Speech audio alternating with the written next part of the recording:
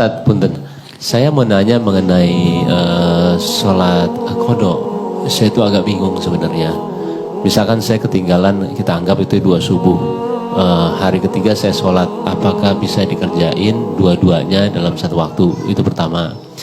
Yang kedua, ketika kita beranggapan sholat subuh ketinggalan, nah itu kita mendingan, misalnya kita, saya bangun jam 8, saya lebih baik sholat besoknya atau saya sholat subuh jam 8?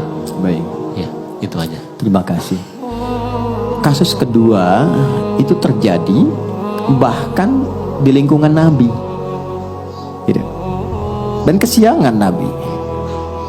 Ya, tapi hikmahnya kata para ulama, mudah bagi Allah menjadikan Nabi tepat pada waktu dia bangun dan sholat. Tapi ditetapkan, diizinkan oleh Allah siang itu bangun untuk menjadi petunjuk bagi umatnya yang kesiangan bangunnya. Suatu ketika Nabi sedang dalam perjalanan, lalu istirahat menjelang subuh. Ya, biasa rutin tahajud, biasa diperintahkan kepada Bilal bin Rabah radhiyallahu taala anhu, Bilal, kamu jaga. Kata Bilal, ya Rasulullah, saya ikut tidur aja, nanti saya bangun pas subuh azan. Kamu jaga, kamu lelah. Enggak ya Rasulullah, saya siap, katanya. Tidur akhirnya. Begitu bangun terasa sinar matahari sudah kuat. Ya. Nabi bangun kan, celaka kamu Bilal, katanya. Bilangnya jaga, tapi ketiduran, ya kan? Terlambat semua. Tapi kesannya begini, ini yang menarik. Nabi itu nggak marah. Cuma mengingatkan. Tempatkan setiap hal itu sesuai dengan porsinya. Jangan memaksakan pada sesuatu yang mungkin kita tidak bisa menanggungnya. Kalau mau melakukan sesuatu, tauhidkan dulu pada Allah supaya Allah jaga kita. Kayak kita katakan insya Allah. Itu spirit surat Al-Kahf. Singkatnya apa? Nabi langsung katakan wudu semua. Wudu. Dan Bilal seperti biasa, ya, adzan, iqamat, selesai semuanya. Yang paling menarik apa? Salat sunnah dulu. Lalu dilakukan salat subuh pada saat itu berjamaah. Itu adalah jawaban terbaik yang memberikan cara. Komentar ulama hadis ketika melihat hadis itu, ini sebetulnya hikmah yang Allah berikan kepada umat Nabi Muhammad ketika mereka kesiangan dalam bangun tidurnya sehingga terlewatlah subuh tidak pada waktunya. Muncullah hadis Nabi, orang yang tertidur itu maka sholatnya pada saat bangunnya. Jelas. Pertanyaan yang kedua tadi. Jadi kalau ada orang kemudian harusnya subuh itu 4.45 bangun, dia baru bangun 5.44. Udah lewat waktu kan? Maka dia bangun nih, dia sadar. Maka lakukan sholat itu saat bangunnya. Itulah waktu untuk dia menunaikannya. Jadi 5.44 diambil wudhu, dia sholat. Tapi bukan maksud untuk menyengaja mengakhirkan sholatnya. Karena memang terlelap, habis. Ini kasus masuk biasa. Saya di Tripoli, ada teman saya nggak bangun sehari semalam. Sehari semalam karena lelahnya. Didorong, digoyang, nggak bangun-bangun. Kita mau jatuhkan dari atas kan nggak mungkin. Ini di level di flat di atas. Dia diam sampai bangun. Begitu bangun dia sholat, mengkodok semua sholatnya. Dia lakukan pada saat itu. Itu hadisnya ada. Jelas ya? Jadi bagian pertanyaan kedua dulu. Jadi kalau tertidur, bangun, sudah lewat waktu, maka dilakukan itu bukan besoknya. Saat bangunnya, di situ dia lakukan sholatnya. Sekalipun dia bangun di waktu zuhur misalnya. Maka dia sholat subuh dulu untuk mengganti yang sebelumnya, baru masuk ke zuhur. Jelas? Oke. Pertanyaan balik ke yang pertama. Bagaimana kemudian kalau ada rasa kesadaran mendalam? Setelah kemudian terikat dengan situasi dunia, ada getaran kepada jiwa untuk kembali memperbaiki. Pertama syukuri dulu. Syukuri, karena itu mahal.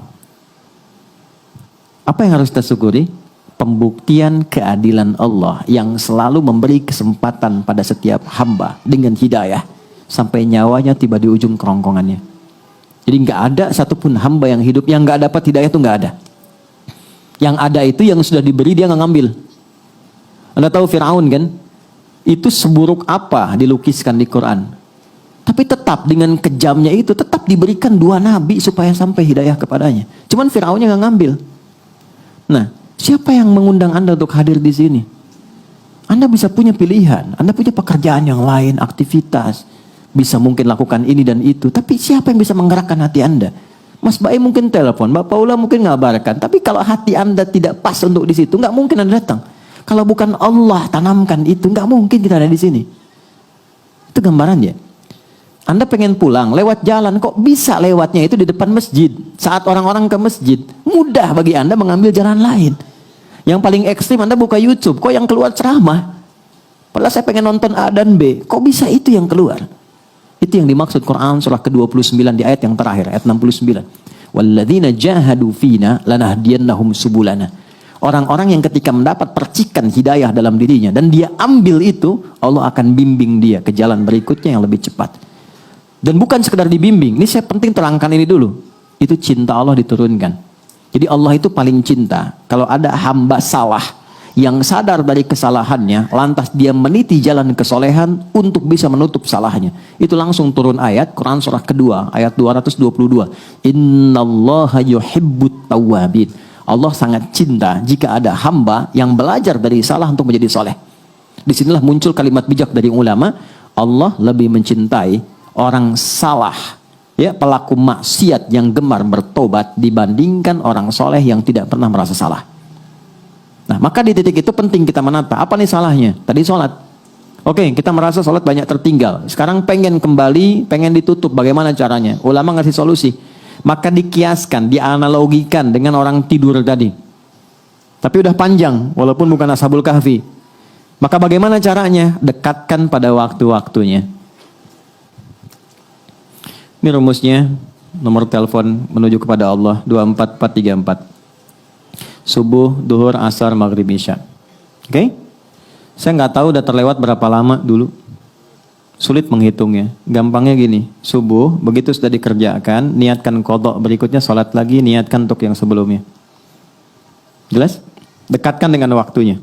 Itu pertanyaan yang pertama tadi. Sholat dulu sesuai dengan waktu 2 rakaat. Setelah itu, bangkit sholat lagi 2 rakaat untuk nutup yang sebelumnya. Dah. Zuhur 4 rakaat, sholat. Setelah itu, dekatkan untuk nutup yang sebelumnya. Jelas? Baik. Kapan ini dikerjakan? Sederhananya yang gampang. Kalau kita sedang dalam suasana jamaah, supaya tidak menarik perhatian dan salah persepsi, salah duga, dan timbul hal yang baru yang tidak seharusnya muncul, 2 caranya. 1, ketika adzan berkumandang kan ada space sholat sunnah kan?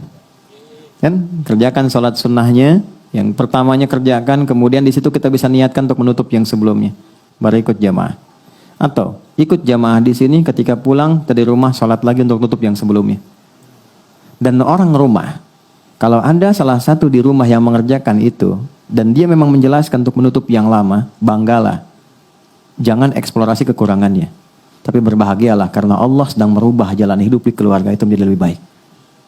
Ya, jadi ketika Allah sudah kirimkan dia untuk menutup yang lalu, Anda tidak ditugaskan untuk mengoreknya kembali. Jangan gali, jangan sudutkan, tapi motivasikan. Alhamdulillah Pak, kalau perlu jamaah aja, Bapak depan aku di belakang, supaya sholatnya bernilai misalnya, nggak apa-apa. Jelas?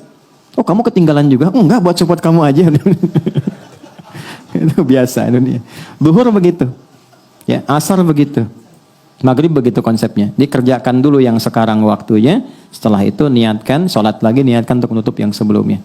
Yang Allah lihat bukan berapa jumlah untuk menutup yang lainnya, tapi yang Allah lihat kesungguhan kita untuk berubah. Itu kata para ulama. Ya, ada imam berpendapat bahwa ya kalau sudah lupa berapa, itu kita nggak perlu mengkodok kembali. Cukup perbanyak amal soleh yang beriringan dengan itu. Misalnya sholat sunnahnya, kalau di harta tambah sedekahnya, malam tahajudnya. Itu pendapat saja. Tapi Imam Syafi'i dan beberapa yang lain untuk memudahkan, silahkan niatkan qadha. Karena prinsip jawabannya itu sama, menunjukkan kesungguhan untuk berubah. Itu poinnya. Jelas ya?